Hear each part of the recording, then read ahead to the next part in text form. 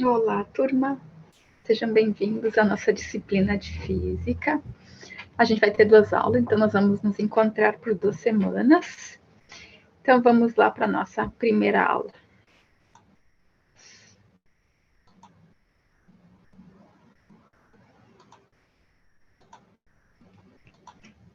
Então, aqui na nossa primeira aula, a gente vai começar com energia mecânica. Então, o que seria energia mecânica? É a capacidade que um corpo tem de realizar trabalho. Então, essa energia, quando ela for associada ao movimento, ela é chamada de energia cinética. Quando ela for associada à posição em que ela se encontra, ela é chamada de energia potencial. Então, essa energia mecânica, ela pode ser energia cinética ou energia potencial. Se a gente for somar a energia mecânica total de um corpo, ela vai ser sempre igual à energia cinética mais a energia potencial. Então, a energia total, a energia mecânica total de um corpo é igual à soma da energia cinética mais a energia potencial.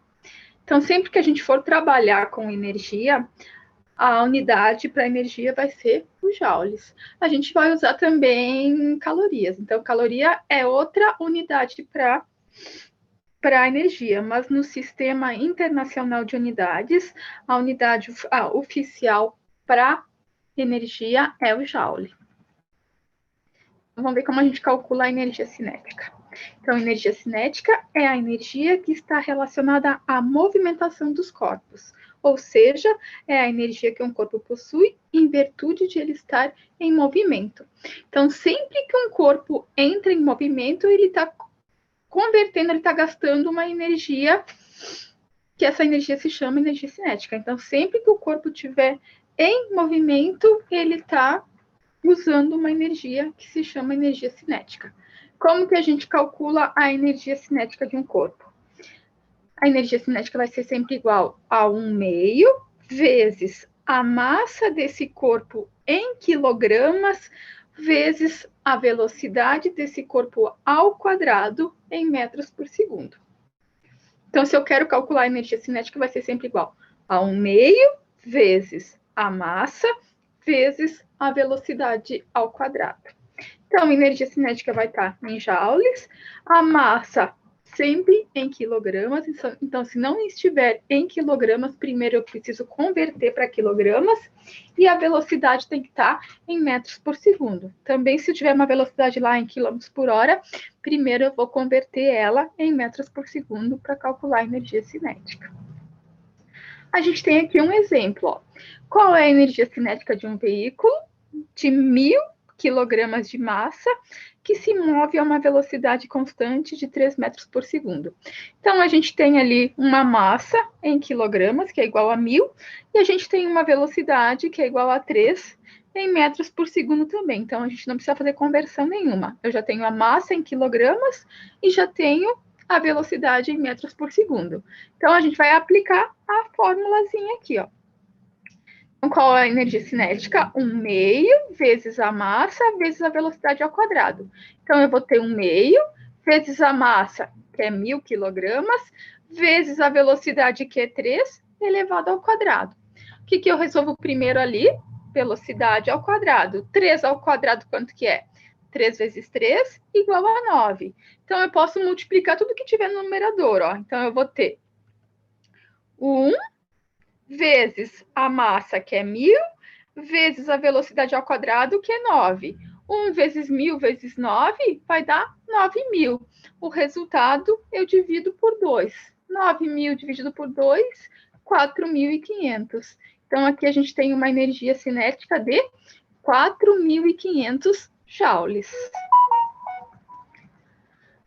Agora, vamos para a energia potencial. Ó. Então, para compreender melhor a definição de energia potencial, veja as figuras abaixo. Ó. Então, a gente tem aqui a primeira figura. Então, nessa primeira figura, o bloco está suspenso por um fio, de forma que, se o cortarmos, o bloco cairá. Durante o movimento da queda, ele realiza trabalho.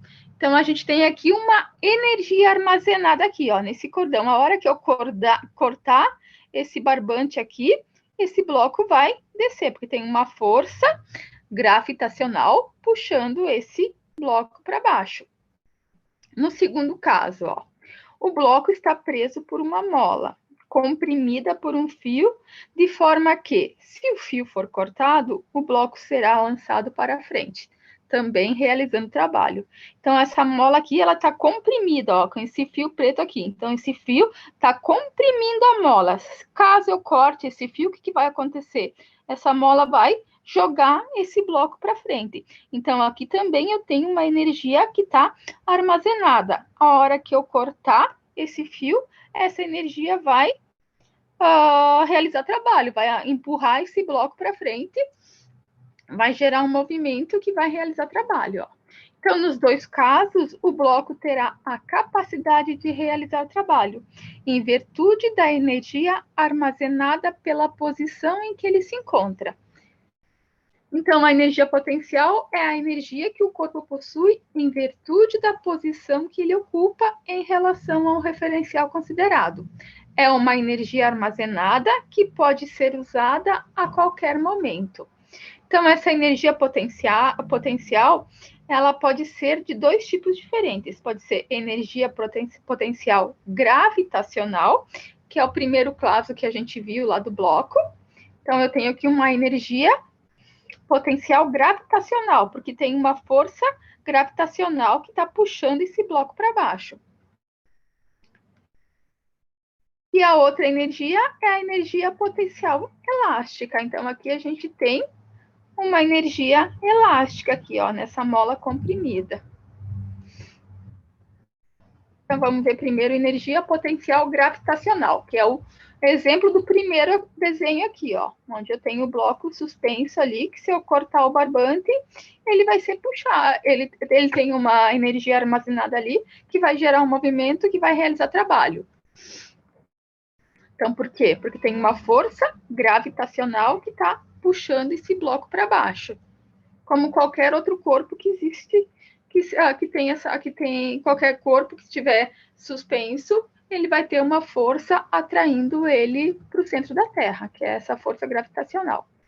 Então, energia potencial gravitacional, quando a energia tem origem na atração gravitacional da Terra sobre um objeto.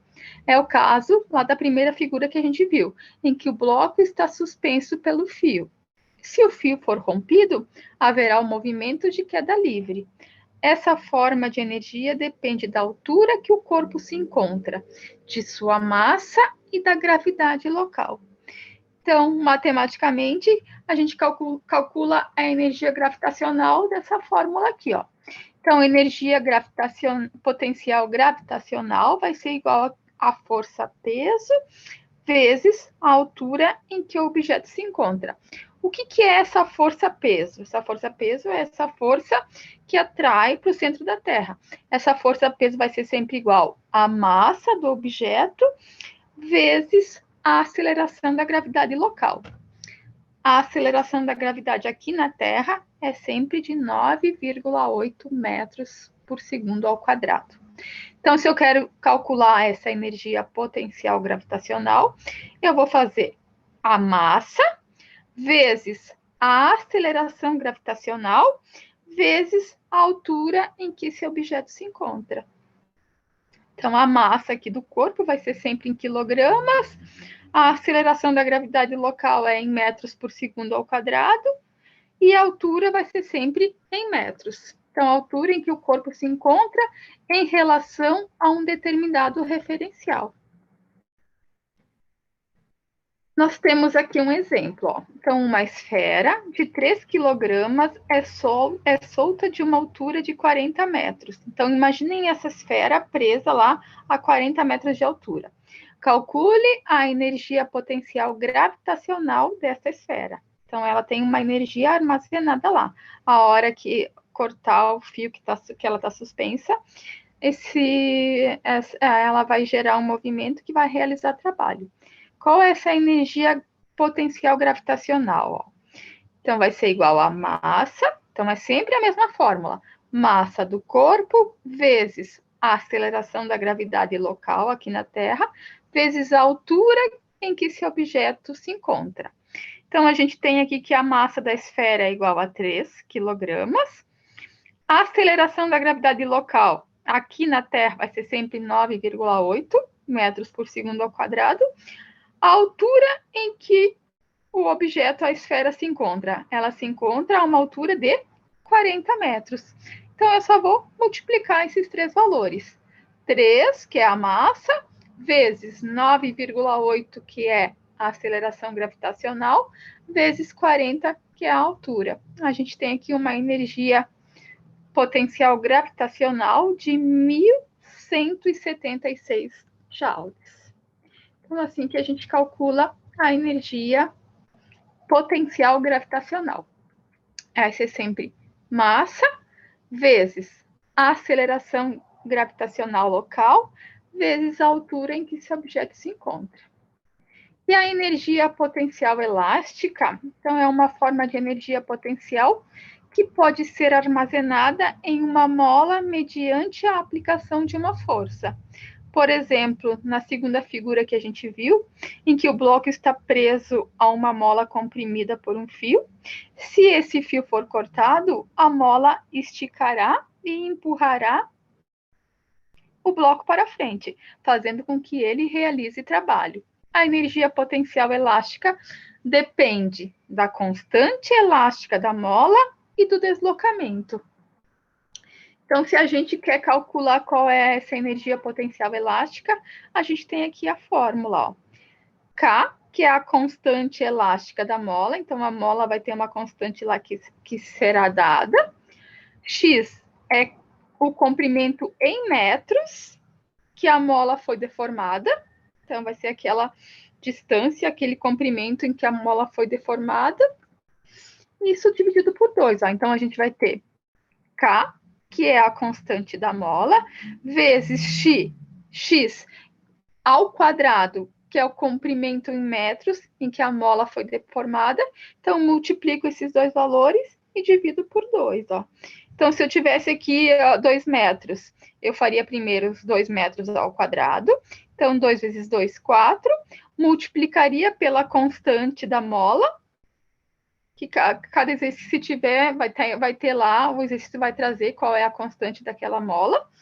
Multiplico os dois e divido por 2. Então, essa é a fórmula para a gente calcular energia potencial gravitacional. Então, a gente viu lá energia mecânica. Então, a gente viu que a energia mecânica, ela é a energia mecânica, ela pode ser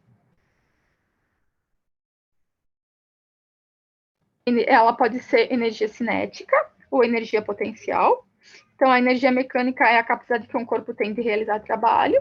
Ela pode se manifestar como energia cinética ou como energia potencial. Então, a energia cinética é a energia relacionada com o movimento, e a energia potencial, ela pode ser potencial gravitacional ou pode ser potencial elástica. Então, agora a gente vai para potência. Então, em física, potência é a grandeza que determina a quantidade de energia concedida por uma fonte a cada unidade de tempo. Em outros termos, potência é a rapidez com a qual uma certa quantidade de energia é transformada ou é a rapidez com que o trabalho é realizado. Então, a gente pode dizer que potência é a rapidez com a qual uma certa quantidade de energia é transformada ou é a rapidez com que o trabalho é realizado. Então, para a gente calcular a potência, vai ser sempre igual. Trabalho realizado dividido pelo intervalo de tempo em que se demorou para realizar esse trabalho. Então, a potência vai ser sempre em watts. Então, no Sistema Internacional de Unidades, a unidade para potência vai ser watts, que a gente representa pelo W. Unidade para trabalho. Trabalho é um tipo de energia, então vai ser sempre em joules. E a variação do tempo, então o tempo que se demorou vai ser sempre em segundos. Então, se eu quero saber qual é a potência, eu vou ter lá trabalho dividido pela variação do tempo. A gente tem aqui uns exemplos, ó. Então, uma máquina produz um trabalho de 1.000 joules em 25 segundos. Qual é a potência da máquina? Então, a gente viu ali que para calcular a potência, a gente vai ter o trabalho realizado dividido pelo intervalo de tempo. Então, a gente tem um trabalho de 1.000 dividido por um intervalo de tempo igual a 25 segundos. 1.000 dividido por 25, a gente tem uma potência ali de 40 watts. Então, a energia para a potência vai ser sempre watts. No exemplo 2, ó. Uma dona de casa aplica uma força-peso de 50 newtons para erguer um saco de açúcar do chão e colocá-lo num armário, a uma altura de 2 metros, isso em 4 segundos. Qual é a potência desenvolvida pela dona da casa? Então, a gente lembrando aqui o que é trabalho. Trabalho é igual a força vezes deslocamento. Então, para que haja trabalho, é necessário que haja deslocamento. Então, eu aplico uma força, essa força provoca um deslocamento. Então, para a gente aplicar aqui a fórmula da potência, que é trabalho dividido pela variação do tempo, a gente vai precisar descobrir primeiro qual é o trabalho realizado. Então, aqui foi aplicada uma força de 50 newtons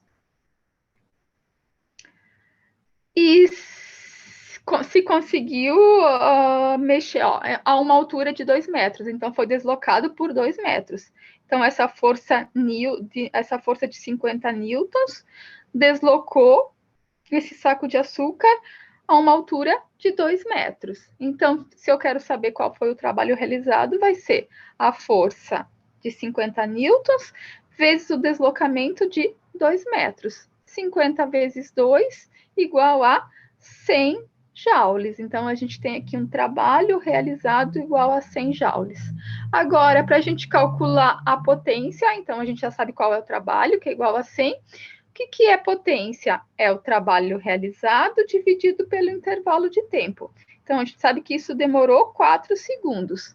Então, a gente tem aqui um trabalho de 100 joules dividido por 4 segundos. 100 dividido por 4, a gente tem aqui uma potência de 25 watts. Nós temos um outro exemplo aqui. Um homem comeu uma refeição que totalizou 600 quilocalorias. Então, quilocalorias é uma outra unidade para energia. Ó. Ao se exercitar, o indivíduo só conseguiu queimar a energia adquirida com a refeição depois de 6 horas de atividades. Determine a potência em watts aproximada desenvolvida pelo homem. A gente sabe que uma caloria equivale a 4 joules. Então, se eu tenho uma caloria, isso equivale a 4 joules. E a gente sabe também que o K de calorias representa 1.000 calorias. Então, sempre que aparecer um K junto com qualquer outra unidade, significa que é 1.000 daquela unidade. Então, se eu tenho 1K caloria, isso significa 1.000 calorias. Então, a gente vai ter que fazer as conversões aqui, ó. E a gente sabe também que 1 hora equivale a 3.600 segundos, porque 1 hora equivale a 60 minutos. 1 minuto equivale a 60 segundos, 60 vezes 60, a gente tem 3.600 segundos. Então, como que a gente vai calcular essa potência? Então, primeiro, vamos calcular o trabalho realizado. Então, o que a gente tem aqui de trabalho? Então, ele totalizou 6.000 quilocalorias. Então, vamos transformar isso em calorias. Então, para mim transformar, ó, eu sei que 1 quilocaloria equivale a 1.000 calorias. Se eu tenho 600 quilocalorias, eu vou ter 600.000 calorias. Então, eu transformei de quilo para caloria. Então, 600 quilocalorias equivale a 600.000 calorias. Agora, vamos transformar essas calorias em joules, ó. Eu sei que 1 caloria equivale a 4 joules. Então, se eu tenho 600.000 calorias, eu vou ter que fazer 600.000 vezes 4. 600 mil vezes 4 vai dar 2.400.000 joules. Então, aqui, esses 600 quilocalorias equivale a 2.400.000 joules. Então, a gente já calculou o trabalho aqui, que é a energia, que é de 2.400.000 joules. Agora, vamos calcular a variação do tempo. Então, a gente tem aqui que foram 6 horas de atividades. Então, a gente tem aqui, a gente sabe que 1 hora equivale a 3.600 segundos. Se eu tenho 6 horas, eu vou fazer 3.600 vezes 6. Isso vai dar 21.600. Então, a gente tem ali para trabalho 2.400.000 joules dividido por 21.600 segundos. Isso vai dar aproximadamente 111 joules. 111 watts de potência. Então, a gente conseguiu calcular qual é a potência. Potência vai ser o quê? O trabalho dividido pela variação do tempo. Então, a gente primeiro vai ter que transformar... A gente primeiro transformou esses 600 quilocalorias em joules. Então, primeiro a gente transformou de quilocalorias para calorias. Então, 600 quilocalorias equivalem a 600 mil calorias.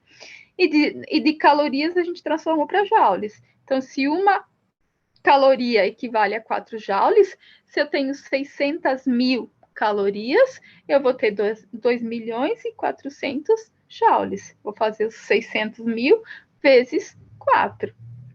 Então, a gente descobriu ali que o tempo é igual a 2.400.000 joules. E o tempo que eu sei que tem que estar em segundos, então, se eu tenho 6 horas, 1 hora equivale a 3.600, eu vou ter 3.600 vezes 6, eu tenho um intervalo de tempo ali de 21.600. Depois que eu tenho ali o trabalho em joules e tenho o tempo em segundos, basta eu dividir um pelo outro. Então, 2.400.000 dividido por 21.600, a gente tem ali uma potência de aproximadamente 111 watts.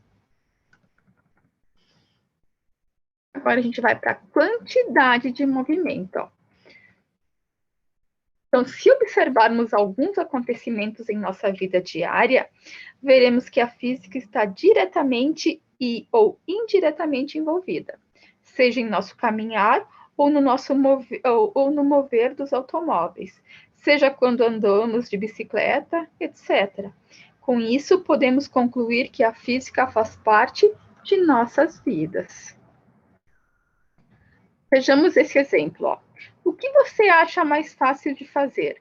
Parar uma bola de tênis a 20 km por hora ou parar um carro com a mesma velocidade? Certamente a resposta que você dirá é parar uma bola de tênis. Mas o que podemos tirar da física envolvida nessa situação? Tiramos a definição de quantidade de movimento de um corpo. Então, a quantidade de movimento de um corpo, ela envolve a massa desse corpo e a velocidade desse corpo. Ó. Então, a gente tem aqui o tênis e o automóvel, o tênis e o automóvel, eles estão com a mesma velocidade. Porém, a gente sabe que a massa do carro, do automóvel, é muito maior do que a massa do tênis. A massa, quando eu colocar na balança lá, se eu colocar a bola de tênis na balança e colocar o carro numa balança, eu sei que a massa do carro é muito maior do que a massa da bola de tênis.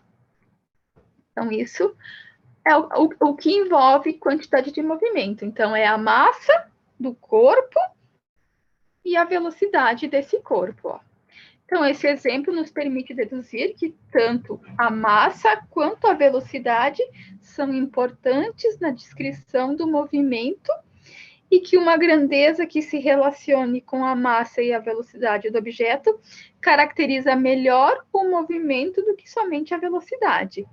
Essa grandeza que indica quanto de matéria, isto é, quanto de massa está se movendo e com que velocidade ela se move é chamada de quantidade de movimento. Então, na física, definimos a quantidade de movimento. A gente vai representar por esse P aqui, ou pode aparecer pelo Q também. Então, a gente pode aparecer com esse P ou pelo Q, de um corpo que possui uma massa M e uma velocidade V, como sendo o produto da massa pela velocidade. Então, se a gente quer descobrir qual é a quantidade de movimento de um corpo, a gente vai fazer a massa desse corpo multiplicada pela velocidade desse mesmo corpo. Isso nos permite dizer que qualquer corpo que possui massa e velocidade possui quantidade de movimento. Então, voltando ao exemplo da bola de tênis e do carro, vemos que o carro possui maior quantidade de movimento do que a bola de tênis, porque a massa dele é muito maior do que a massa da bolinha de tênis.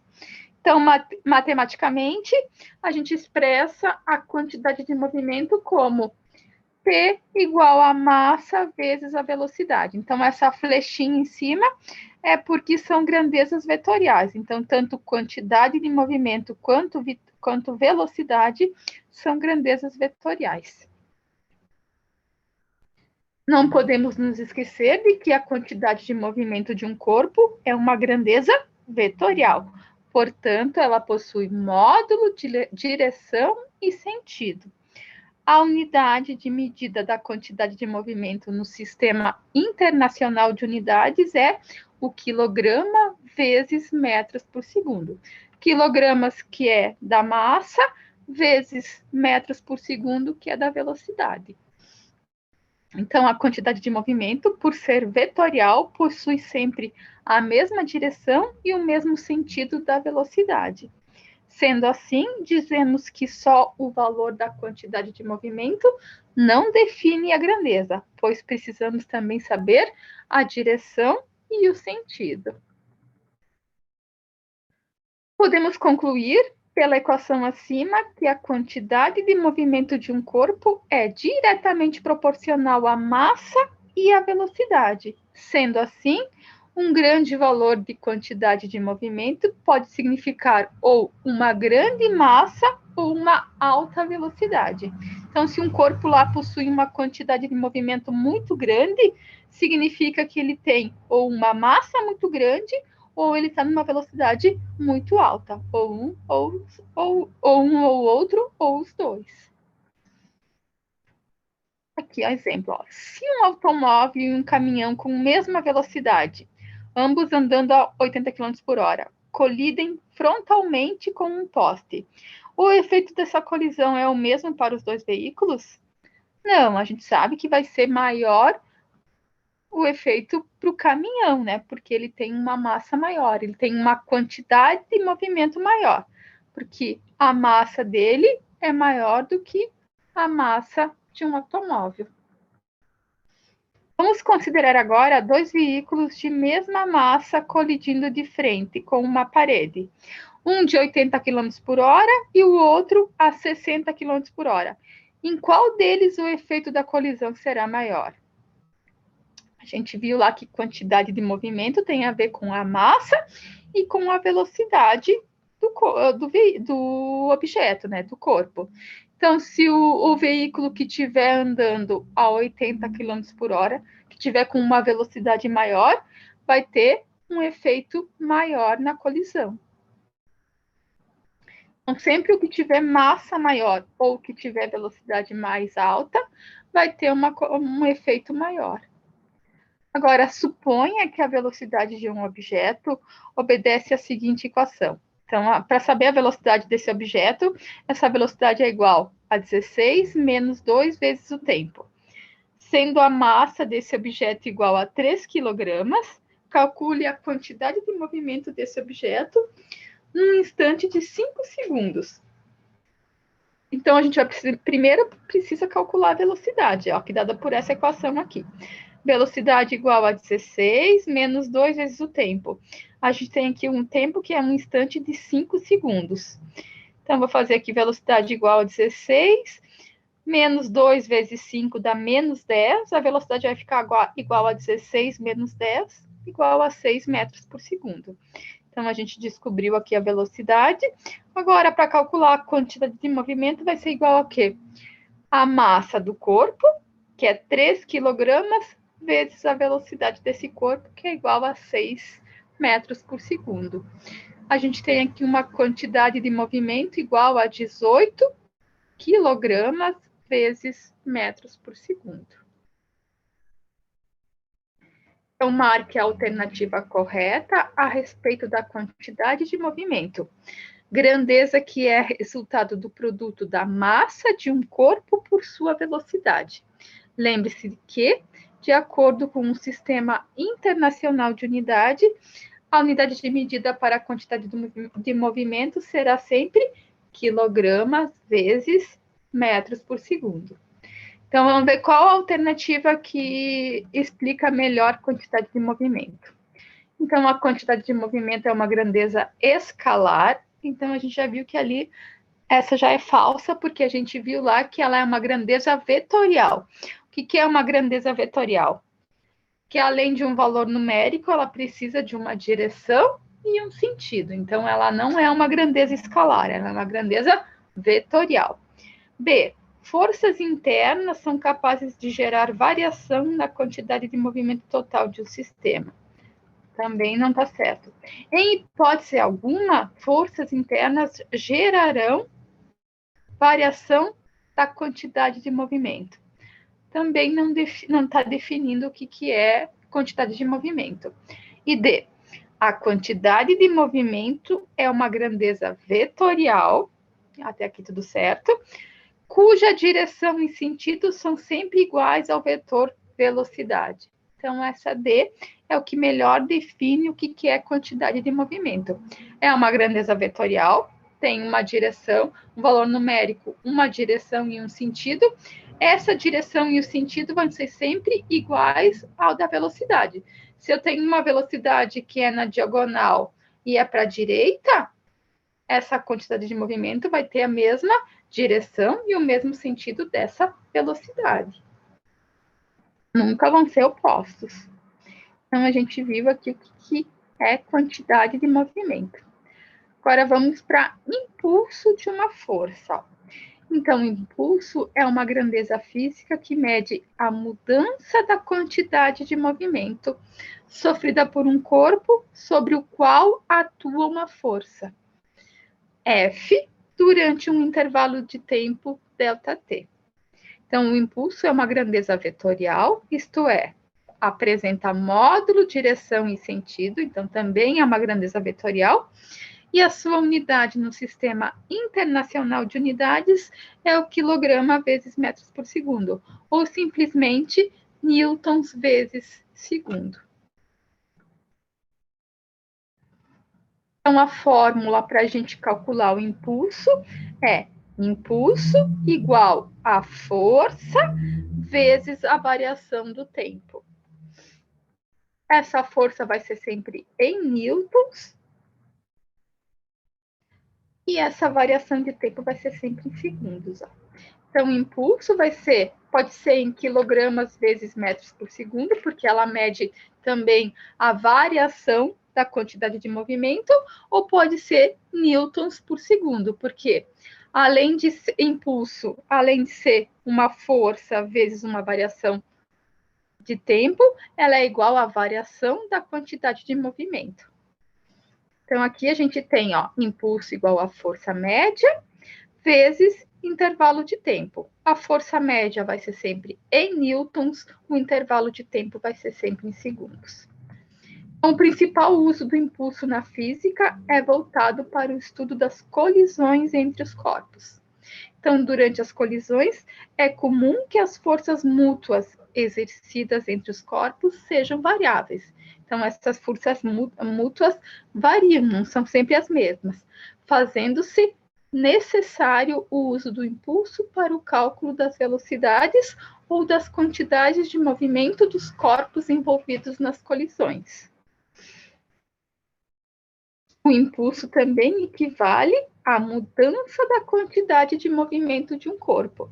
Então, quando aplicamos uma força em um corpo, durante certo intervalo de tempo, a velocidade do corpo pode sofrer variações, por isso, o impulso também pode ser definido em relação à mudança da quantidade de movimento de um corpo.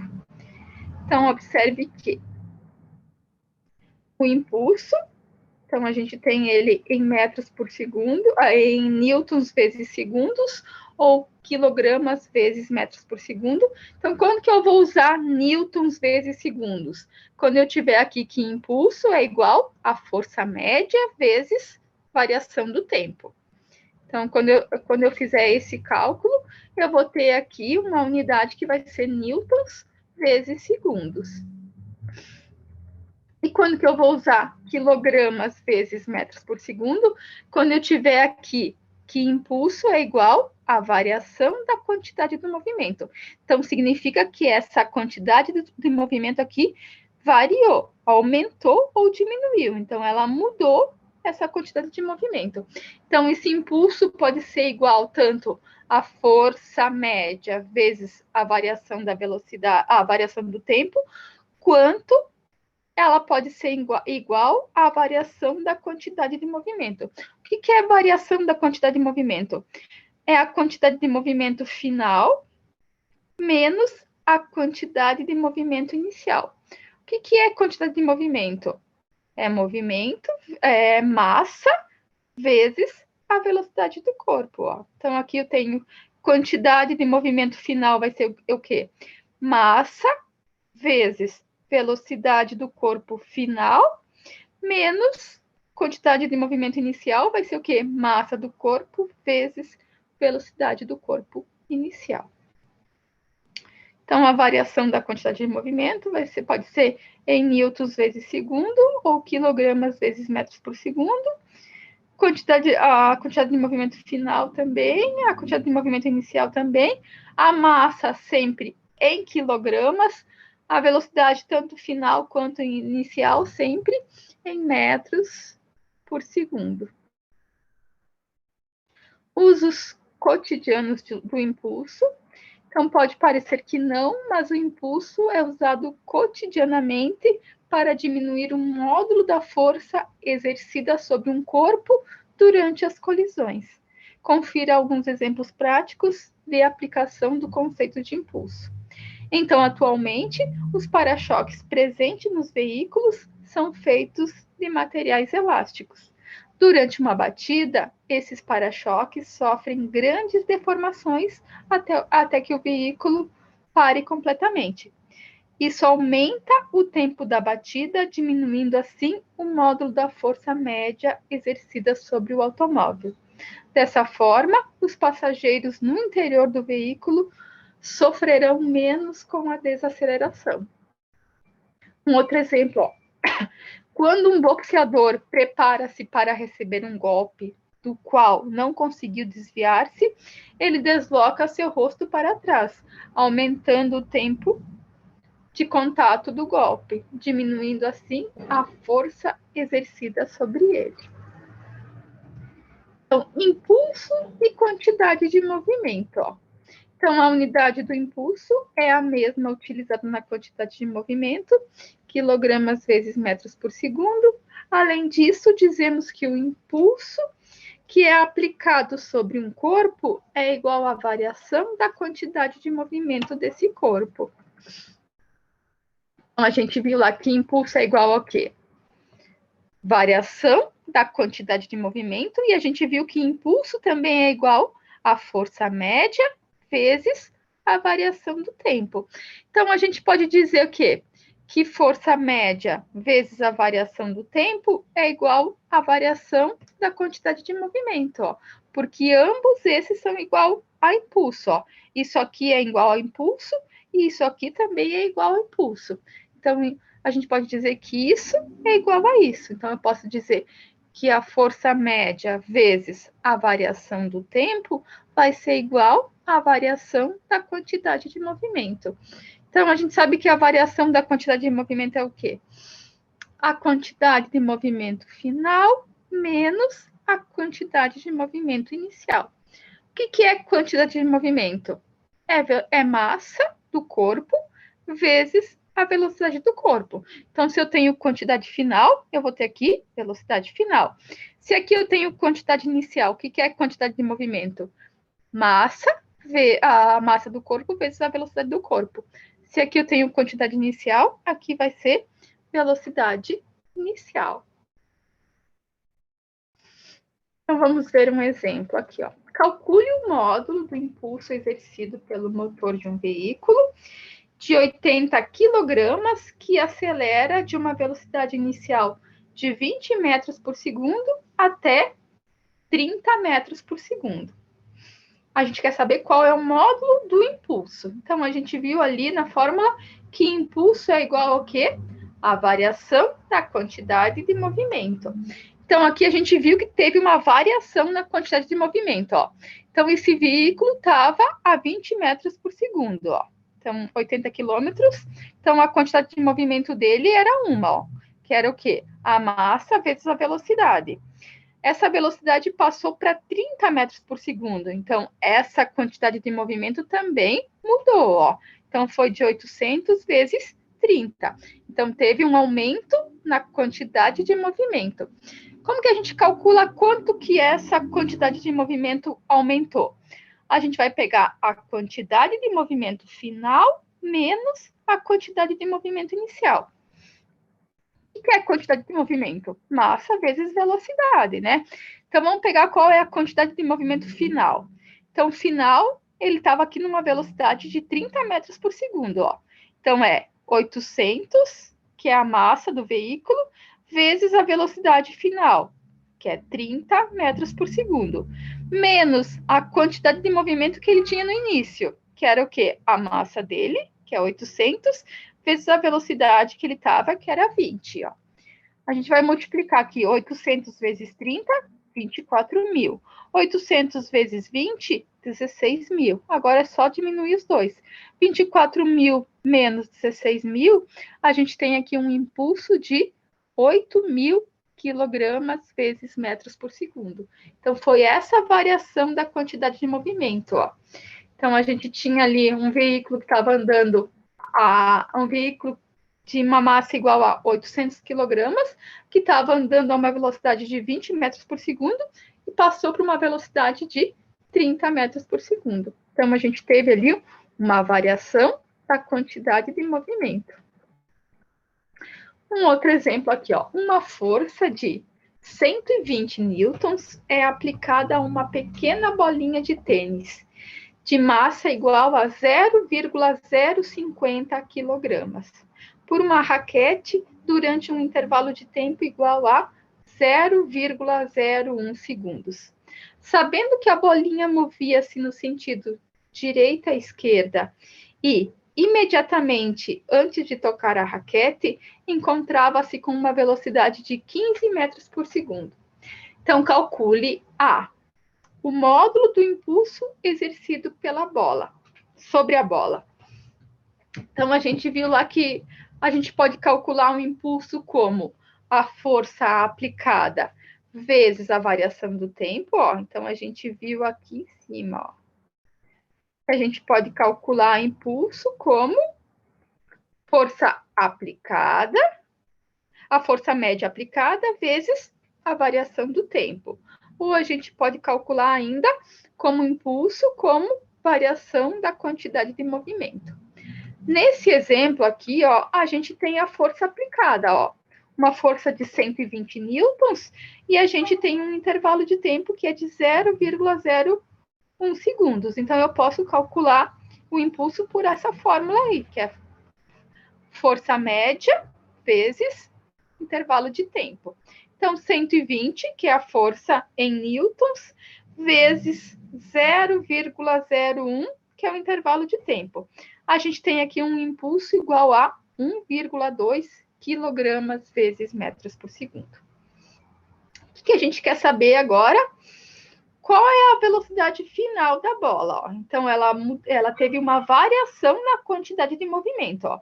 Então, a massa da bolinha continua a mesma, 0,050 quilogramas. Só que ela estava inicialmente a 15 metros por segundo. Vamos ver que depois, antes de tocar a raquete, encontrava-se com uma velocidade de 15 metros por segundo. Depois que ela bateu na raquete, vamos ver qual foi a velocidade final da bola.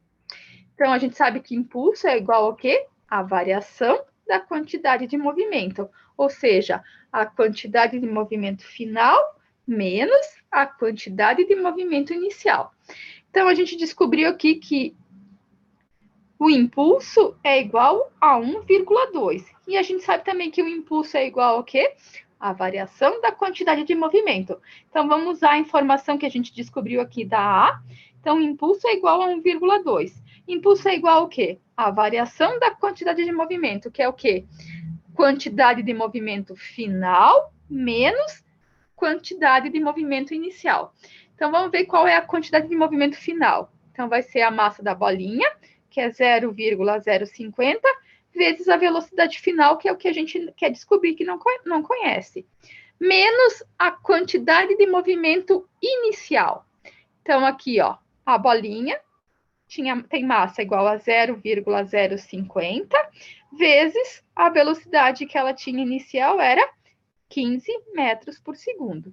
Então, vamos resolver aqui. Então, 0,050 vezes velocidade final, menos 0,050 vezes 15. Então, aqui eu tenho a massa da bolinha vezes a velocidade inicial. Isso vai dar 0,75. A gente tem aqui uma equação onde a incógnita aqui é a velocidade final. O que eu vou fazer? Ó? 1,2, esse menos 0,75 vai passar para o outro lado, então vai passar mais, ó. 1,2 mais 0,75 igual a 0,050 vezes velocidade final. O que a gente tem para fazer ainda? Ó? Então, somando aqui 1,2 mais 0,75, isso vai dar 1,95, igual a 0,050 vezes a velocidade final. O que a gente faz agora? Ó? Esse valor que está multiplicando a velocidade final, a gente passa para o outro lado o inverso, que é o quê? Dividindo. Vai ficar 1,95 dividido por 0,050. A gente tem ali uma velocidade final de 39 metros por segundo. Então, após bater na raquete, a bolinha encontra-se com uma velocidade de 39 metros por segundo.